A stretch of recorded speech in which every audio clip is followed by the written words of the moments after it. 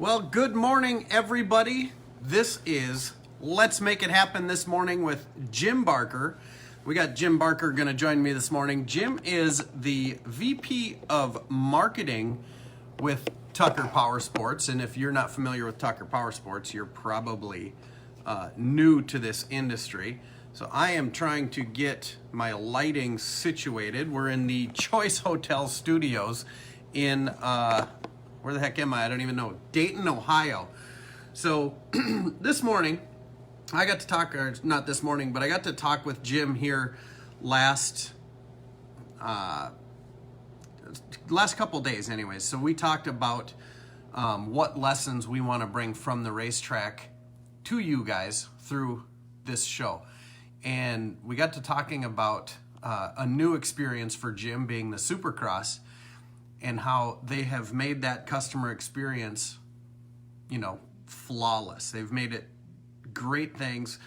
And he noticed this because he's a marketer, but he also got to see this happen firsthand as a first-time user. Oh, I didn't mean to wave to you, Jim. I'm going to try to bring you on camera. So we're going to add you. A bit of a glitch when we get this ad started. So get Jim. Here we go. We're connecting.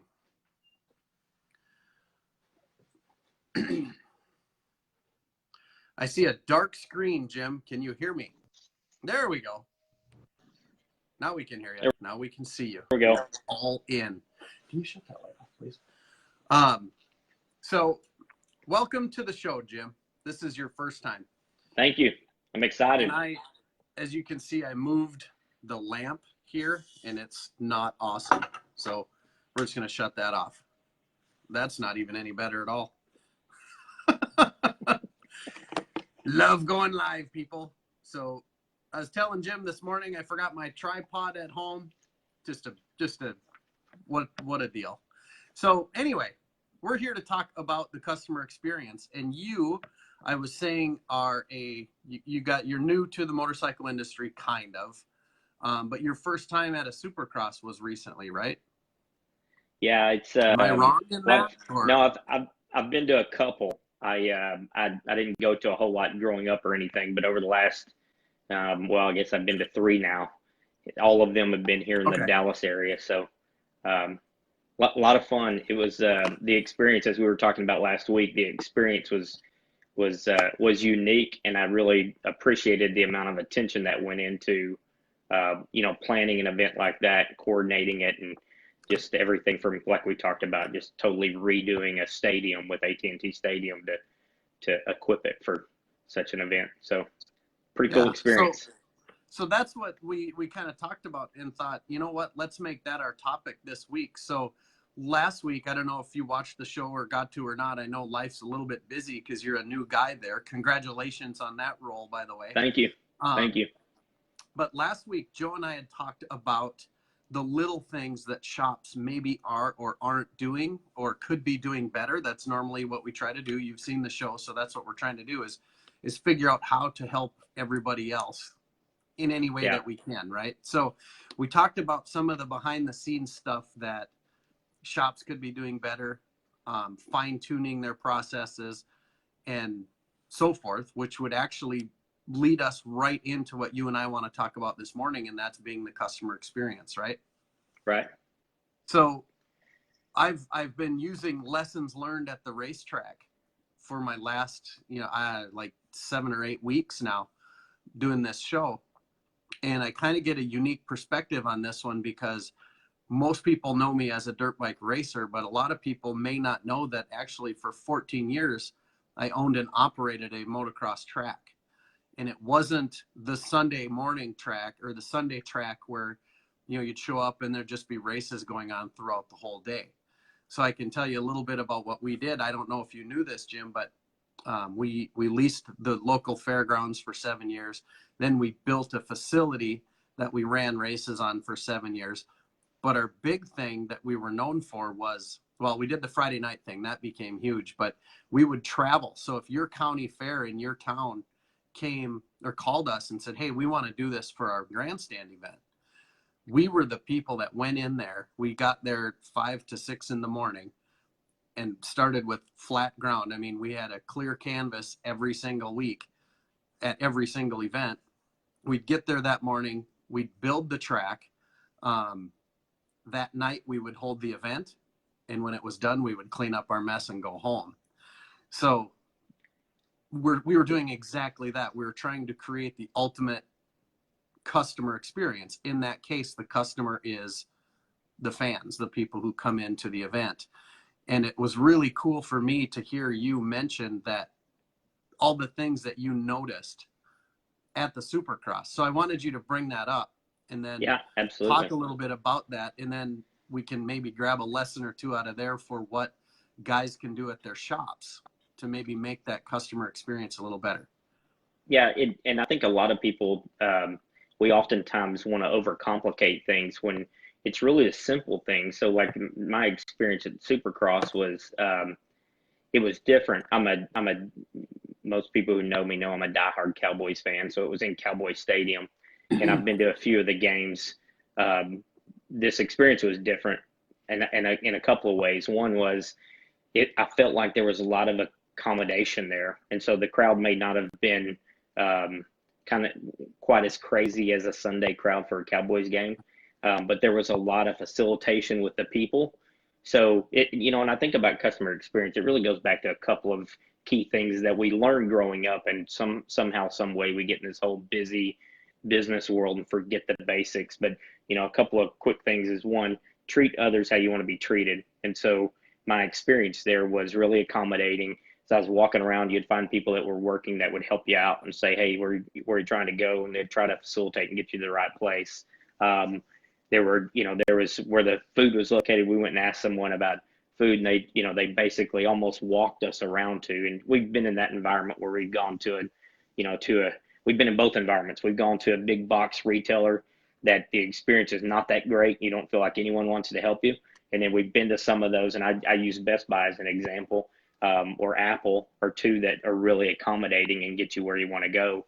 And so the experience that I had at Supercross was more of that type of experience of people walking, and that gentleman actually walked, a lot further than he needed to say, okay, here's all the food right over here. And so that was cool.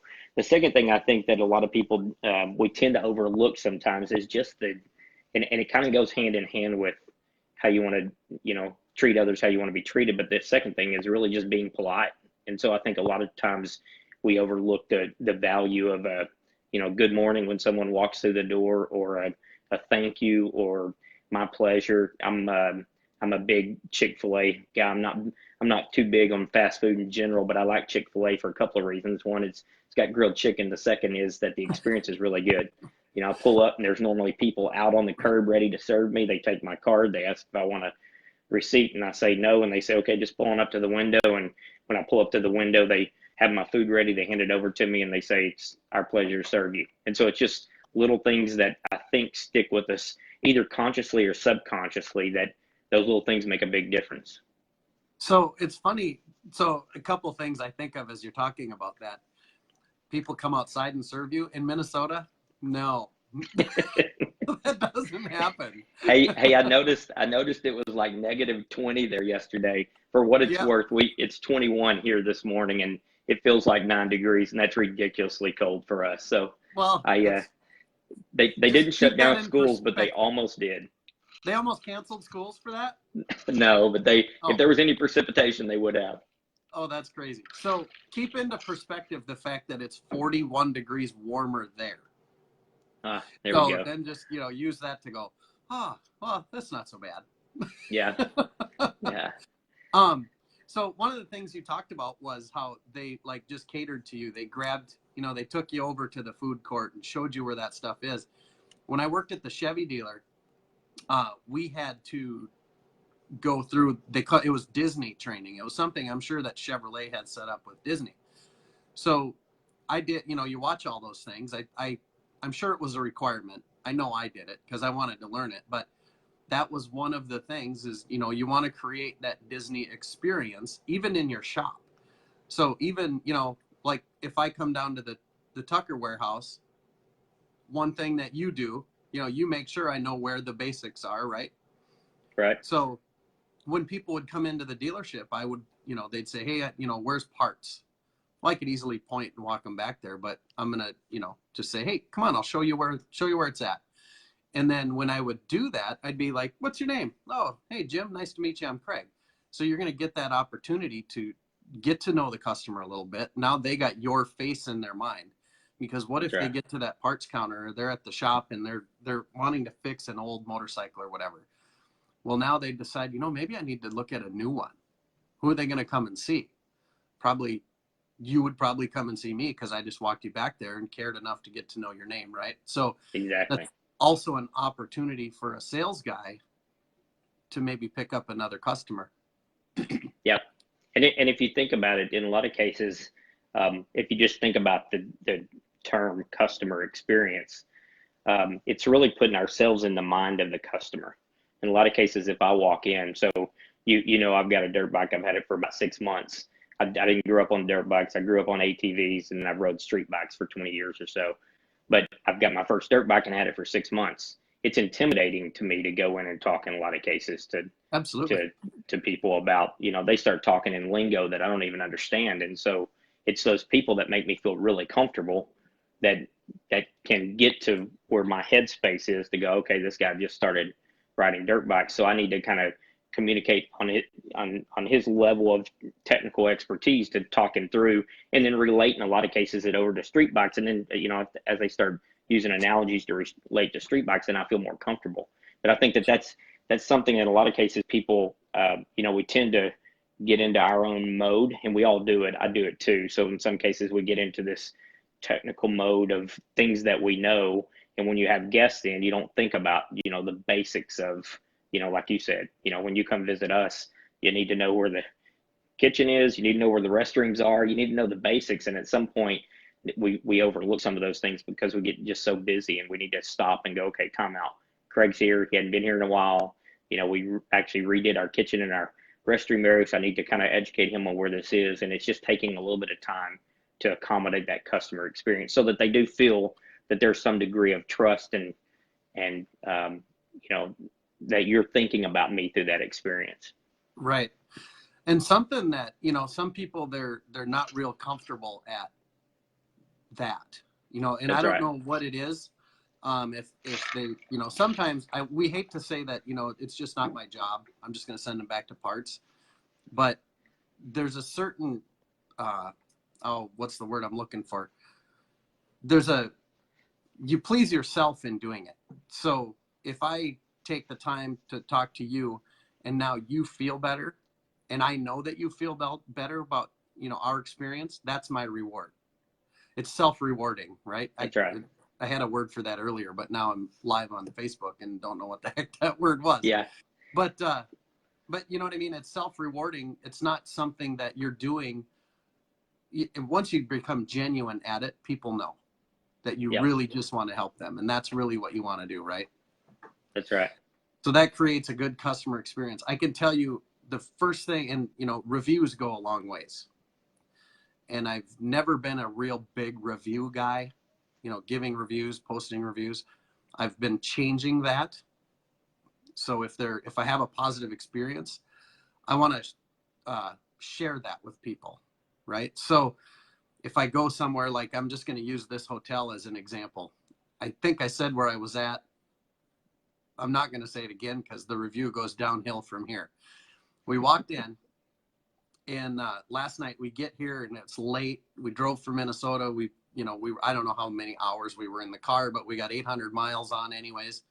And excuse me, we get here, we're tired, and we walk in, and the kids, polite. First thing, we pull up. Oh my God, it snowed. Must have been fairly recent. Nothing's brushed off. The sidewalks aren't shoveled or anything. But then we come in, and the kid was nice enough. He was decent. He's like, hey, if you could leave us a review, it really helps. I'm like, okay, great. So then we leave, and I'm going back to my parking spot, and I notice there's been some traffic in here. So the sidewalks aren't shoveled. And now I'm from Minnesota. So, I mean, that's the very first thing you do. You do it before it's done snowing. Because if it might keep snowing, and then it gets to be more snow, right?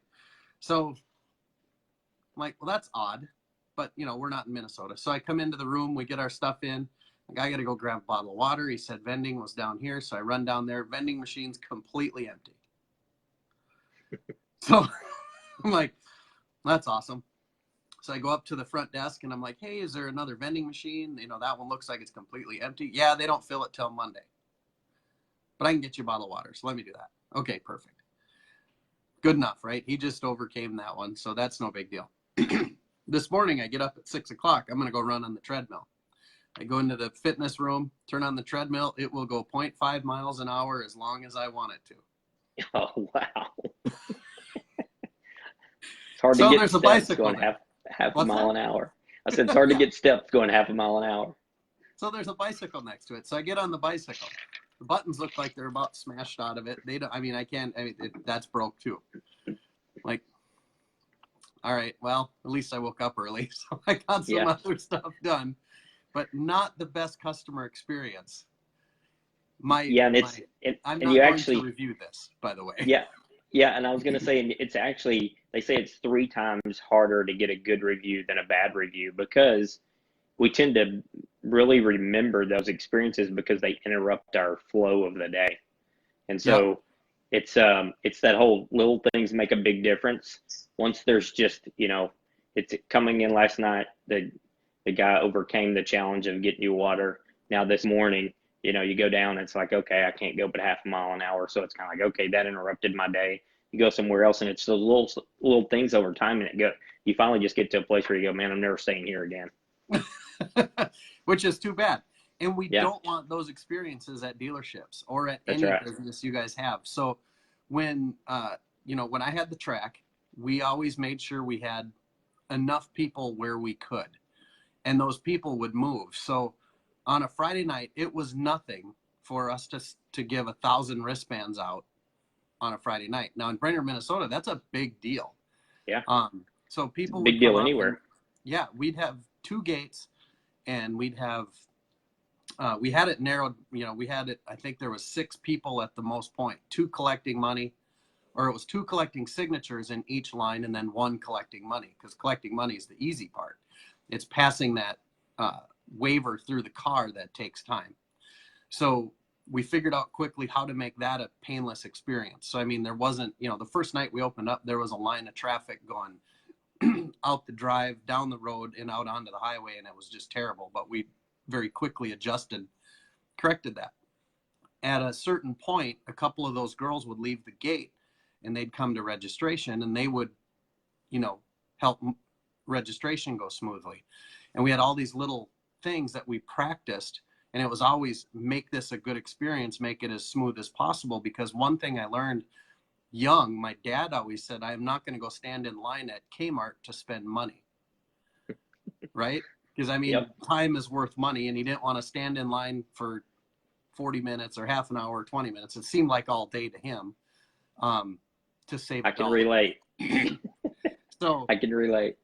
So what we did there was we made everybody as efficient as possible. We fed the people through as fast as we could. And then one rule I had was none of the employees, and we always talked about this, the employees always had to treat everybody well. Okay. So if you came up and Jim, you're an asshole and you're being a jerk to the registration girls or whatever, they did not get to be mean back to you. That was my job. So, and that did a couple things. Is one, it kept the reaction out of it every time. Right. And you know the deal, when you get somebody else involved, sometimes it's just a miscommunication thing that can be corrected. Sometimes it was, and I had no problem saying, Jim, you know what? Here's your money back. I'm going to give you about 10 minutes to get out of here, and I don't ever want to see you again. Yeah. And I did that not very often, because one thing I learned right away in doing that, getting rid of the problem, forcefully, kind of. I mean, it's not like we manhandled and threw you out, but people saw that. It made the whole entire experience better for everybody around the track.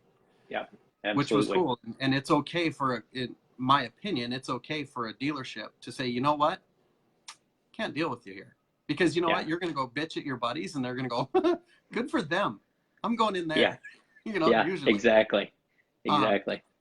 So that was one of the experiences I did, or had one of the lessons I had learned actually at the racetrack. Like I said, it's a flip side lesson because I wasn't the racer then.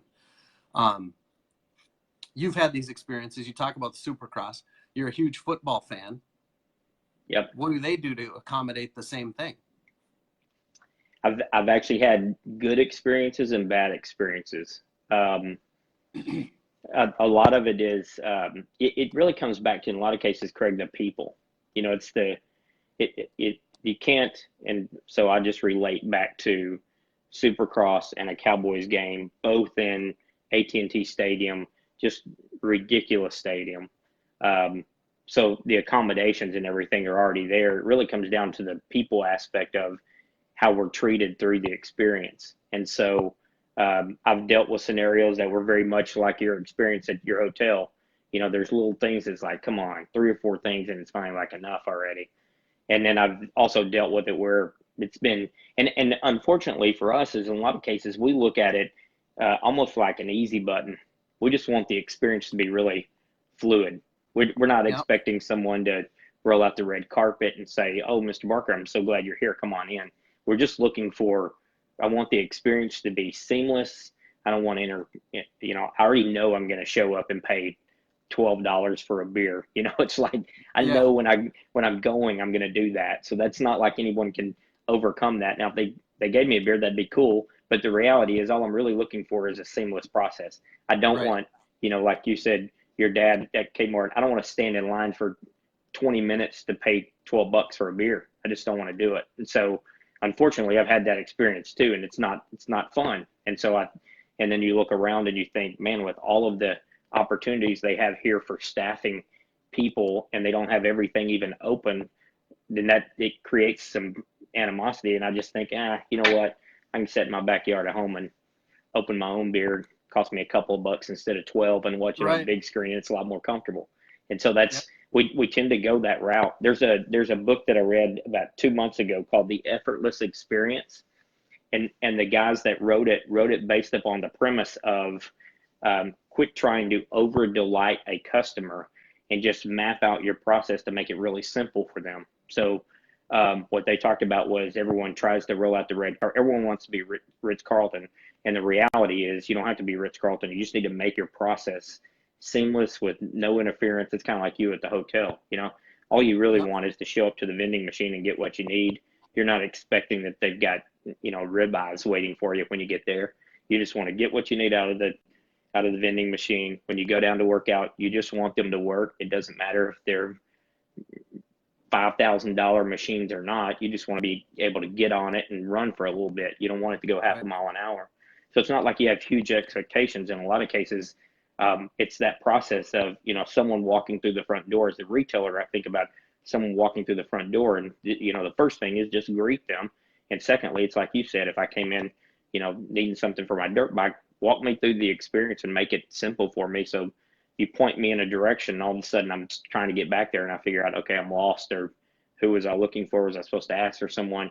It's just not the experience that I really wanted. And so if you can make that experience very seamless for me, then Yep. naturally I go, yeah, these guys are easy to do business with. I think I'll go back. Yeah. Make it seamless, and then add an element of fun to it. That's right. Um, make it fun. I mean, we live in an industry that nobody needs anything we do. Nobody needs anything we have. And sometimes that needs to be reminded to people. That's right. One thing, so speaking of customer experience, that's something I take very, very seriously at Wild Ass. And I've talked with you about this off the air, off Yep. camera. And everybody that comes to help out at Wild Ass, like at Sturgis last year, we had the A team. I mean, it was awesome. Every person heard the same thing. It's like, you know what? When they come up to this tent, they don't even know what we offer. When they leave, all they're going to know is that they had a good time, and they want to do business with us. And it's a seat cushion. We know that it's the best thing in the world, but the average person doesn't. They just think it's a seat cushion. So we're going to entertain you. We're going to have some fun with you. And when you leave the Wild Ass tent, you're going to be like, those guys are a freaking riot. Yep. And that's what we want. We want people to remember the feeling that we gave them when they came to see us. You know, you Yeah, see the videos that we're posting all the time. It's just, you know, everybody's having a good time. Testimonials. You said testimonials are super hard to get. I seem to be getting them at every event, and I love it. People, you know, because they come up, they're having a good time, and all of a sudden, oh wait, we can have a good time in front of people. Sure, let's do it. Boom, and they're yeah, telling us their story. So, and it's all yep, just creating the right customer experience. And shops. So we, you know, we got 4 minutes left. To advise the people watching this, would it be safe to say that if you always make their experience with you the best, you set the tone for the rest of the dealership? absolutely. Absolutely. And if you think about it, Craig, I think in a lot of cases we go to, I know, you know, you go to Sturgis and you go to different events all over. And if you think about it, a lot of people go to those events and think they walk into the event as in a lot of cases vendors thinking about what are we going to get from the event? Like what kind of revenue can we produce from it? And if you think about what you've done really, really well, you and your team have done really well, is you go in and you create a fun experience and the results follow. So Yeah. I know a little bit about what you did at Sturgis and how well you did it and how well you grew the business. And the reality is you're growing the business because you're willing to have fun and think about a customer and you know, make it a fun experience for them around something that is a seat cushion. And so Yeah. it is the best in the world, I would agree, but it's still a seat cushion. So at the same time, it's kind of like, you know, you got to have a little bit of fun with it, and you've Right. created that fun enough to get people going, man, I love wild ass. Man, these things are the greatest things ever. You got to have one. And it's really because they have a fun experience through the process, not just that the product's good, but that they also have a fun experience in choosing it and working with you guys and relating to you guys, and they have some identity around it. Yeah. No, thank you. I take that as a huge compliment. Yep. We certainly have a good time. Are we going to see you there this summer? You are. You are. In fact, I'll probably see you next week. Oh, well, get ready. I'll be there. I'll be there. Yeah, latter part of next week. I think Nice. I get in on Wednesday. So Okay. That's cool. Well, I look forward to seeing you there. I got my yep. cousin with me. I always introduce him. He's Josh. He's a cop. So I actually have a police escort all the way to Daytona. We're stopping into Columbus. You'll meet him. We're stopping into Columbus this morning. We're going to do some Awesome. dealer training with Iron Pony. And then we're going from there. We're going to make a surprise visit in Maryville, Tennessee, I believe. I Very think it's cool. Tennessee, but the Smoky Mountain Harley Davidson. So if Bob Oh yeah. Beekman, if you're watching, we're just going to pop in there and say hi. I'm looking forward to that. We have a lot of fun with them off camera, actually, like texting back and forth and sending pictures of, you know, they'll send pictures of their employees with wild ass stickers working in the warehouse and, you know, Nice. just being stupid. So I probably have to drop off some stickers because they're probably about out. So There you go. Awesome. well, Jim, I appreciate you joining me. Thank you very much. Cool. I appreciate it very much. Thanks for having me. Yeah, and congratulations again on the position. You got a minute? What do you got to say? Last final word. Throw yourself out there. I would just say nothing's as important as a customer experience for any of us in business. The better we treat our customers, the better we handhold them through the process, the more loyal they become and the more business they do with us. So just keep that in mind. That's right. Keep that. Yeah, keep it personal. That's right. We all like it. So my final word is the same every week. Everybody go out there, kick some ass, and have some fun doing it. Thank you, Jim. We'll see you next week, I guess. Thanks, Craig. See you next All right. week. Bye-bye.